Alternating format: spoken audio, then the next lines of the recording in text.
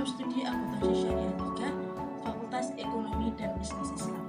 Di sini saya akan menanggapi video yang sudah dipaparkan oleh Bapak Dr. Abdul Wadud Nafis, LC MPI, yang berjudul Ekonomi 3 Sektor atau Ekonomi Tertutup dengan Kebijakan Pemerintah. Sebagaimana yang sudah kita ketahui, ekonomi itu ada 3. Yang pertama itu ekonomi tertutup tanpa kebijakan pemerintah atau ekonomi 2 sektor. Yang kedua yaitu ekonomi tertutup dengan kebijakan pemerintah atau bisa disebut dengan ekonomi 3 sektor. Dan yang terakhir adalah ekonomi terbuka atau ekonomi 4 sektor.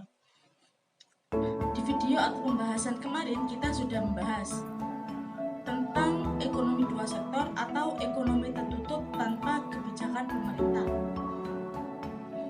Dan di video kali ini kita akan membahas tentang ekonomi 3 sektor atau ekonomi tertutup dengan kebijakan pemerintah. Kita bahas dulu pengertian ekonomi tertutup dengan kebijakan pemerintah. Jadi, pengertian ekonomi tertutup dengan kebijakan pemerintah adalah perekonomian yang mana kegiatannya itu berada di sektor rumah tangga, industri, atau perusahaan, dan juga pemerintah. Jika ekonomi 2 sektor itu hanya melibatkan sektor rumah tangga dan industri saja, namun pada perekonomian 3 sektor itu juga melibatkan pemerintahan.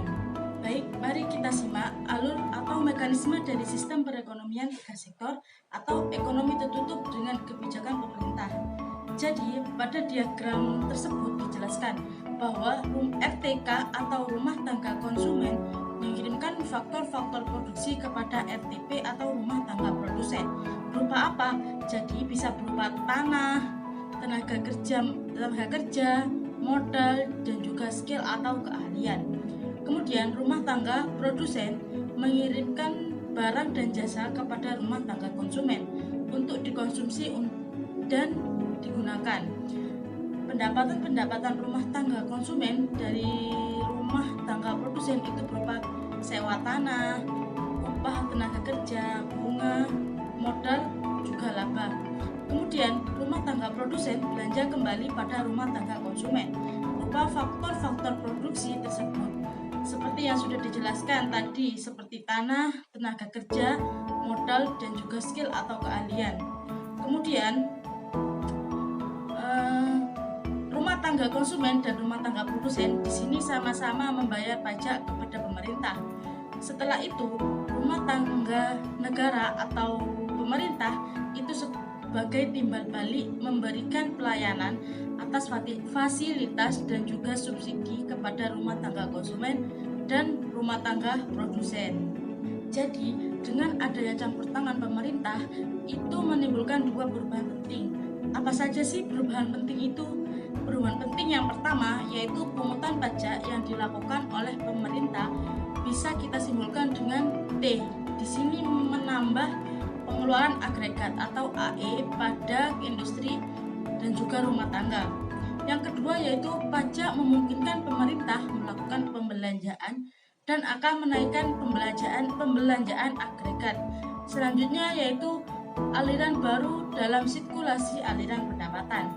Jadi di sini pembayaran pajak oleh rumah tangga dan perusahaan atau industri kepada pemerintah sehingga pemerintah itu mendapatkan pendapatan dari pembayaran pajak yang sudah dilakukan oleh rumah tangga dan perusahaan atau industri.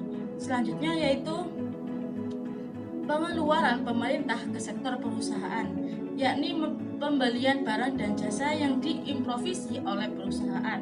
Kemudian aliran terakhir yaitu dari pemerintah ke sektor rumah tangga dan industri, yakni berupa pembayaran atas pengguna faktor-faktor produksi rumah tangga dan industri oleh pemerintah.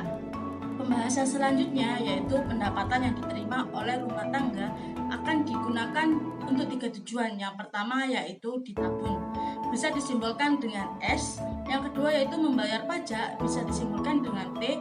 Kemudian yang ketiga yakni konsumsi, bisa disimbolkan dengan C. Jadi dalam keseimbangan berlaku persamaan D atau pendapatan sama dengan C atau konsumsi plus I atau investasi, plus G atau government. Kemudian yang tingkat pendapatan nasional berlaku persamaan Y atau pendapatan sama dengan C atau konsumsi, plus S atau tabungan, plus T atau pembayaran pajak. Selanjutnya kita akan membahas tentang pembagian pajak. Jadi pajak itu jika diambil atau dibagi dari segi pungutannya, pajak itu menjadi dua, yaitu pajak langsung dan pajak tidak langsung. Jadi apa sih pengertian pajak langsung dan pajak tidak langsung? Yang pertama kita akan membahas dulu tentang pajak langsung. Jadi pajak langsung itu adalah jenis pungutan pemerintah yang secara langsung dikumpulkan dari pihak yang wajib membayar pajak. Contohnya apa saja ya? Contohnya seperti pajak kendaraan bermotor, pajak bumi dan bangunan, dan juga pajak penghasilan. Kemudian yaitu pengertian pajak tidak langsung. Pajak tidak langsung itu adalah pajak yang bebannya dapat dipindahkan kepada orang lain. Jadi jenis pajak yang termasuk dalam kategori pajak tidak langsung itu adalah PPN atau pajak pertambahan nilai, pajak ekspor, dan pajak biaya masuk. Kemudian kita akan membahas tentang bentuk-bentuk pajak pendapatan. Jadi itu ada 3 bagian yang bentuk pajak-pajak pendapatan, yaitu pajak regresif, pajak proporsional, dan pajak progresif. Jadi mari kita bahas satu persatu. Apa sih pajak regresif itu? Jadi pajak regresif itu merupakan sistem pajak yang jika pendapatannya meningkat, maka persentase pungutan pajaknya itu menjadi lebih kecil. Jadi di sini dalam artian apabila pendapatannya makin tinggi, maka persentase pajaknya itu menjadi lebih kecil. Contohnya saja pajak impor dan juga pajak penjualan. Kemudian yang nomor 2 adalah pajak proporsional. Jadi pajak proporsional ini merupakan pajak yang persentasenya sama untuk pendapatan yang berbeda-beda. Nah, jadi pajak proporsional persentase pajak yang dipungut terhadap mereka yang penghasilan rendah dan mereka yang berpenghasilan tinggi itu sama. Dengan kata lain, sistem pajak ini tidak membedakan penduduk yang miskin dan juga penduduk yang kaya. Kemudian yang terakhir yaitu pajak progresif, yakni apabila persen pajak naik ketika pendapatan naik, jadi semakin tinggi pendapatan seseorang, maka semakin tinggi pula persentase pajak yang harus dibayarkan. Selanjutnya kita akan membahas tentang efek pajak terhadap konsumsi dari tabungan. Jadi pajak akan menurunkan pendapatan disposable atau YD sejumlah T atau pajak yang sudah dibayarkan, sehingga terjadi persamaan YD atau pendapatan disposable sama dengan Y atau pendapatan min T atau pajak. Jika YD atau pendapatan disposable turun, maka konsumsi tabungan juga turun. Maka begitu saja yang dapat saya sampaikan mengenai tanggapan ini. Kurang lebihnya saya mohon maaf. Wassalamualaikum warahmatullahi wabarakatuh.